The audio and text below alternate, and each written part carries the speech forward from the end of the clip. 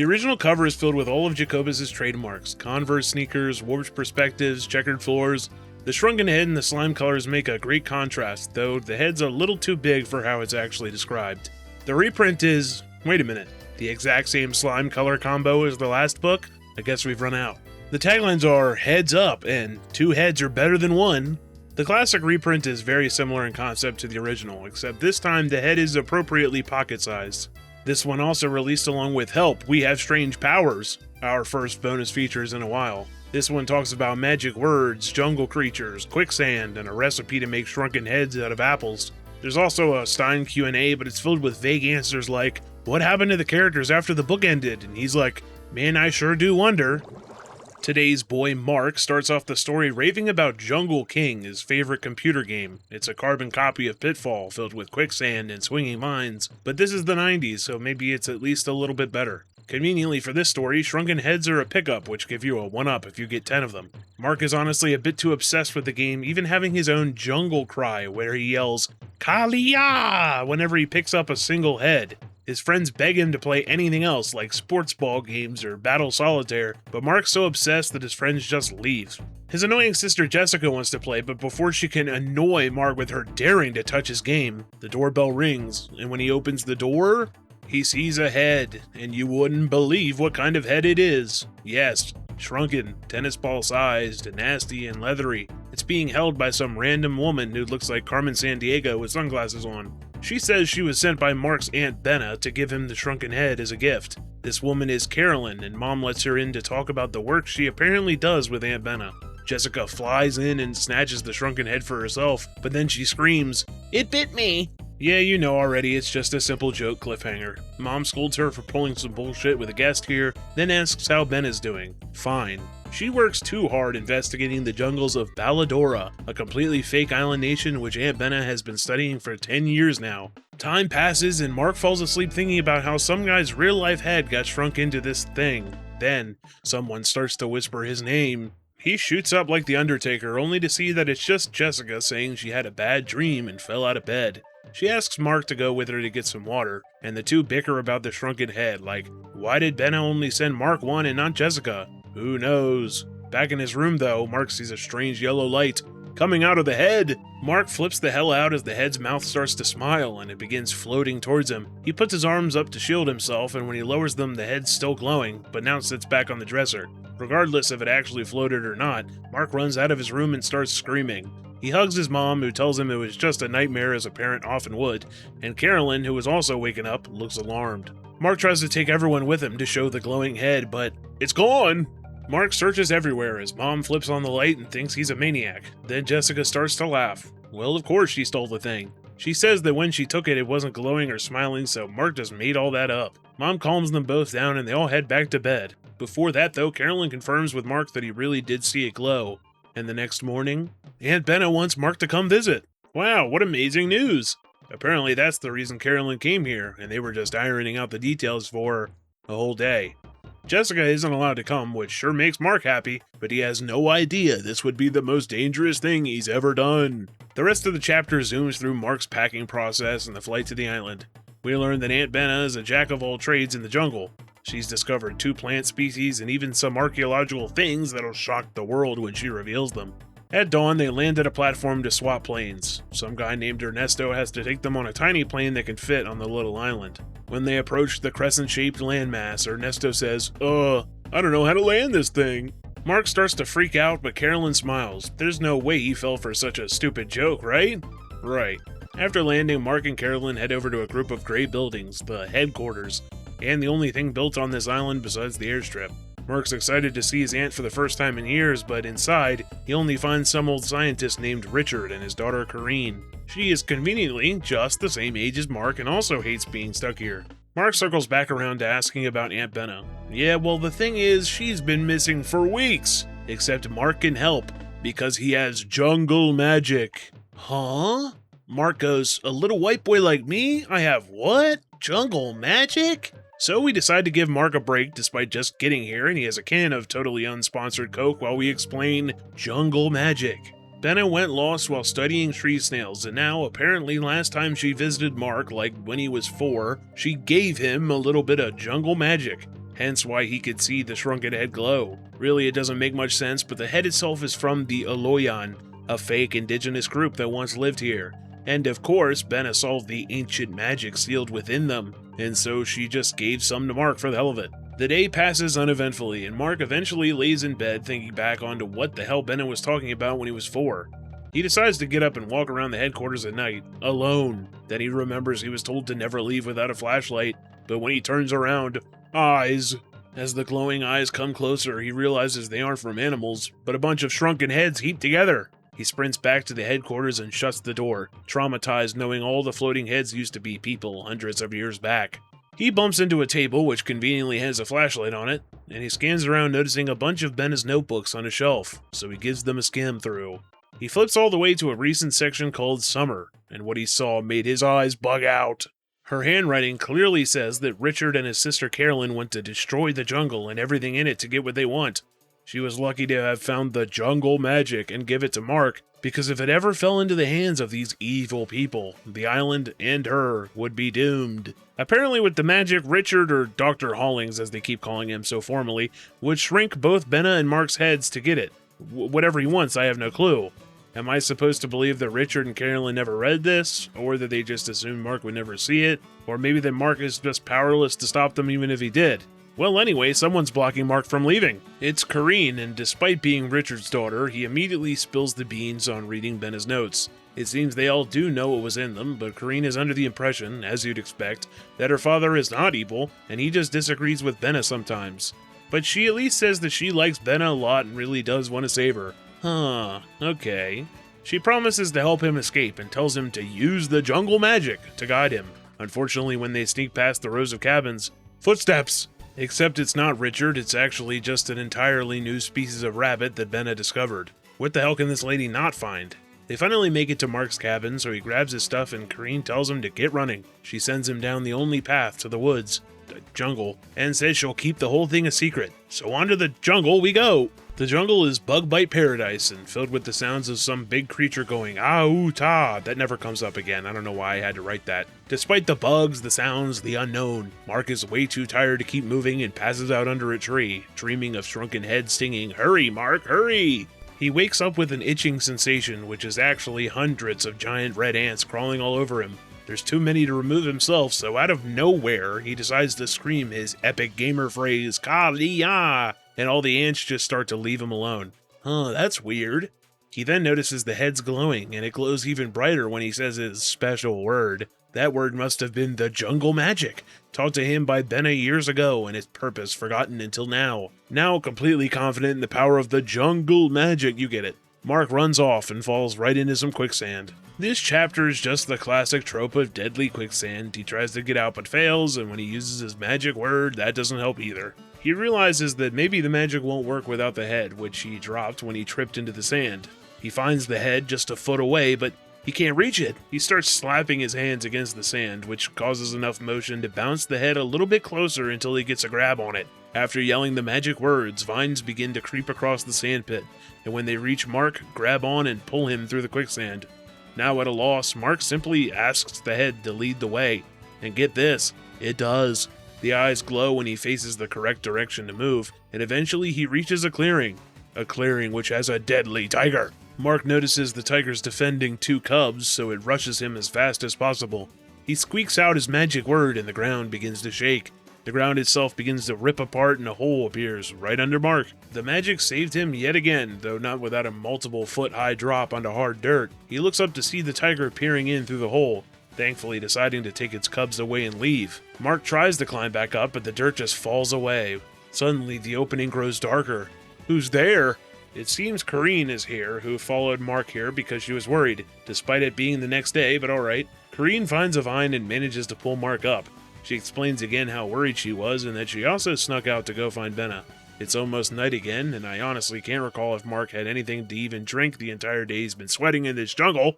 But anyway, Mark quickly explains the magic word and the shrunken head compass here leading the way, and then he immediately comments about not eating. Good timing for the script, I'm sure. Night arrives and everything gets even more scary. Mark even says it sounds way more realistic than my Jungle King game. Maybe next book we can get a kid who plays Doom to fight against some demons. Is there a single Goosebumps book even remotely close to fighting demons? How unfortunate. As the night gets darker, the head glows brighter to compensate. To pass the time, Kareen talks about the argument Richard had with Benna. Something about Dad wanting to develop the land because of valuable minerals, and Benna wanting to preserve it. Then Mark has the gall to say, "The notebook made it seem like your dad is evil or something."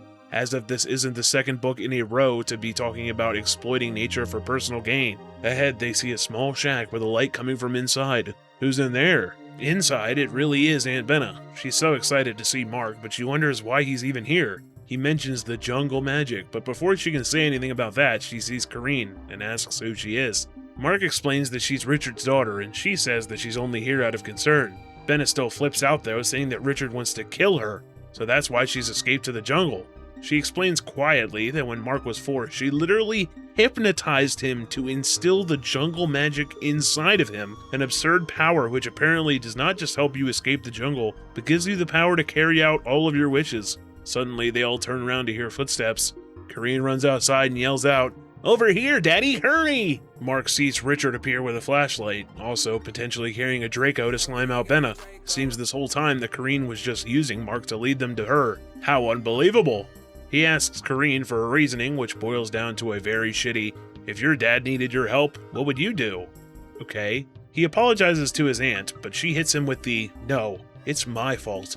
I should have known making you the boy who lived come to die in the jungle would be dangerous. Woe is me." So Richard says if they want to leave the island in one piece, she should spill the beans on this magic. Of course, Kareem already knows what it is though. It's...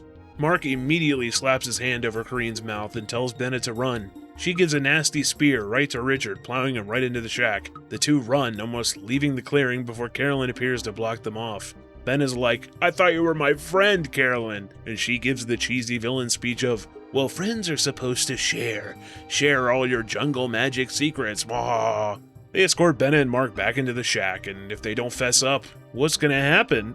The two are woken up in the morning after Mark has another nightmare of the head singing, "You are doomed." Despite having no water for almost 2 days, he's just fine though, and they both get escorted through the jungle for hours right back to one of the cabins at HQ.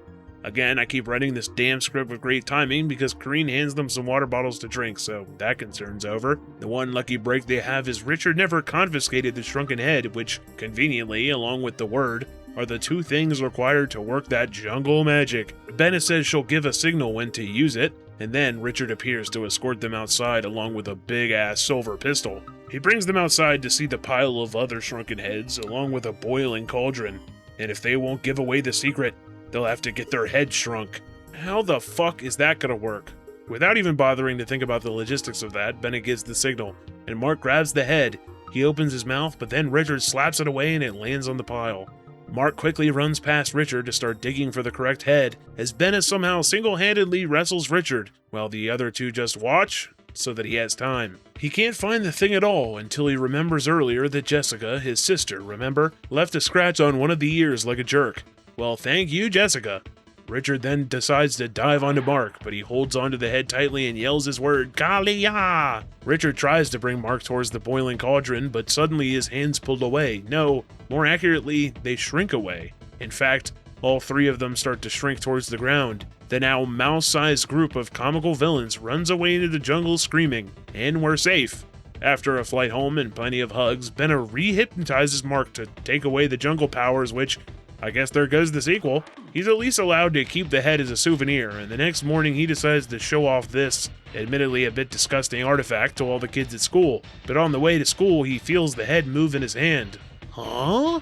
Its mouth opens up. "Hey kid, let me tell the part about the tiger." Wow. Just wow. Immediately in my head, I'm thinking back to the grim and a tad more realistic story of Welcome to Deadhouse, and then I think about this and go, what the hell? It's all very bizarre, and while entertaining in concept, I believe I've made enough annoyances clear in the summary. Shrunken heads, missing ants, jungle magic, comically evil villains, talking heads. Like, what the hell was Stein smoking when we got near the end of this? At least, unlike the last book, the shrunken head was present for the whole thing, but this really does have a lot in common with the Snowman of Pasadena. Kids fly out to a whole new climate to find something that ultimately would have been used to make big bucks, and there's some absurd level of magic that comes out of nowhere to do insane things. Of course, a lot's different, but I couldn't help but think back to the last book quite a few times. But in this 2-part episode, can I avoid copyright and get a better experience than this whack-ass ending? Let's see. Now, as one of the very few episodes from Season 4, Shrunken Head has this cool new opening. Here, check out like 4 seconds of it. The episode starts with Mark outside in this totally real nighttime lighting, with the Shrunken Head just delivered in a box to his doorstep. His room is filled with, I would go on a limb to say, stereotypically African stuff.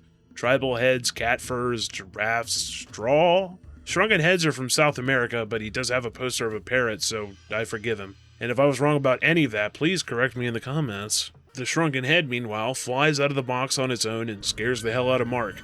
The whole experience seems to immediately piss off this guy Mom has in the house, because in this episode, she's single and constantly attempting to mingle. Mark flies into an annoying fit of yelling "Kalia" as he plays Jungle King, the worst fucking game I've ever seen. Mark has dreams of the jungle, and Benna herself calls to bring Mark into the jungle. This means several things. Carolyn is either gone or changed, Benna's way more at fault for putting Mark in danger, and Mom loves Mark way less because she is happy to see him go. You want me to send my son away from home to a jungle on the other side of the world for 2 whole weeks? When? To the jungle we go in this transition that reminds me of some old movie that I can't recall. The island itself seems to really be in Southeast Asia, and this absolute badass named Jimmy strolls in with an Elvis costume on to introduce himself as his pilot. I'm your pilot. Scary evil people, ah. Also, I'm about to just play this whole scene entirely, I love it so much. You're from America, right? Yeah. You live in Hollywood? No. You live near Hollywood? No. You ever been to Hollywood? No. Oh. I'm going to Hollywood. Really? Uh-huh. Gonna be a movie star. Listen. I'll be back. Cool, huh? Yeah. Great. Jimmy actually does start crashing the plane, unlike the book, and the Shrunken Head itself indicates the jungle magic, and with the magic words, the plane comes back to life. Kareen appears, seeming way more annoying than the book, caring more about CDs than Benna. It seems there actually are staff this time, evil staring staff, which makes sense because why the hell did they have no staff in the book?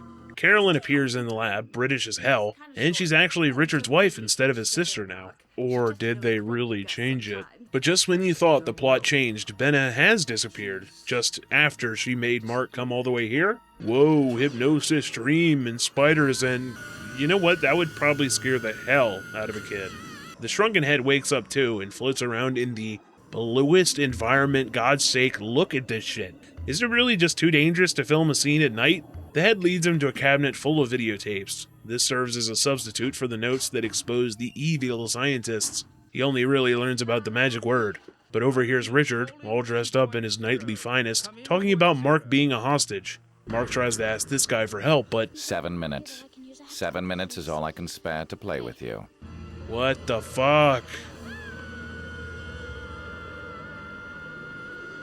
The guards keep Mark in place in the lab as Richard gives us some exposition. Nice transition, though. We already know about Kahalahiya, which translates to jungle magic. It's a combo of chemicals, herbs, whatnot, to hypnotize people and objects alike. Experiments turned all these people into mindless zombies that just do your bidding. They're saying the jungle magic corrupted Benna, and she ran into the jungle a month ago. And that phone call in Shrunken Head? Just like the book.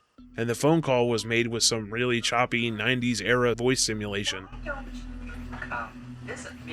Mark says he'll follow their orders, but in the morning he already left by himself because he knows Richard's talking some bullshit. The trek through the jungle is boring, except for a snake and quicksand. He screams for help and Kareen shows up to help him, but it doesn't work. So he annoyingly calls out Kalia and the vines save him just like the book. Kareen gains some trust by saying Benna actually didn't use the magic at all, and the zombies were all her dad's doing. The green screen head floats the way, and wow, look, a fire!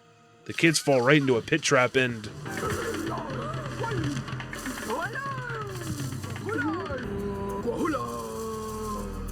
Alright, let's just ignore that. The reunion goes just as expected, and Kareen is a much more sadistic kid. She even tries to use the head for herself, but it just doesn't work. Back at the camp, they seemingly tie Mark above a boiling pit of green without Benna ever noticing. A literal head-shrinking machine, he says. She tells him to remember his 8th birthday where... Dude, I almost pissed myself laughing after seeing this.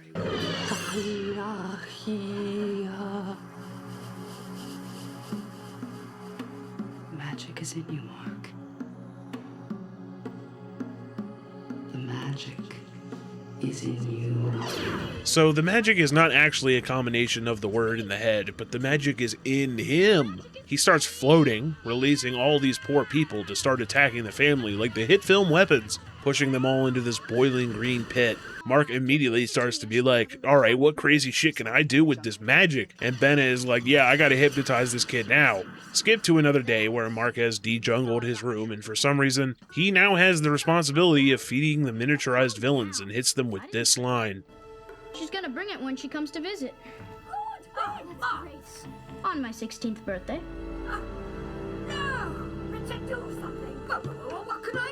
Well, I suppose I would say this was better than the book. The staff and the brainwashing definitely had some extra elements that felt needed to make the story understandable, despite the hodgepodge of cultures thrown around this jungle magic business. Also, why the hell does he have to keep an eye on these shrunken people? I wish they just got to be messed with by all those poor people they brainwashed, or throw Jimmy in too, he's the best character. But that's enough jungle today, because in 2 weeks it's back to the suburbs to see Night of the Living Dummy 3.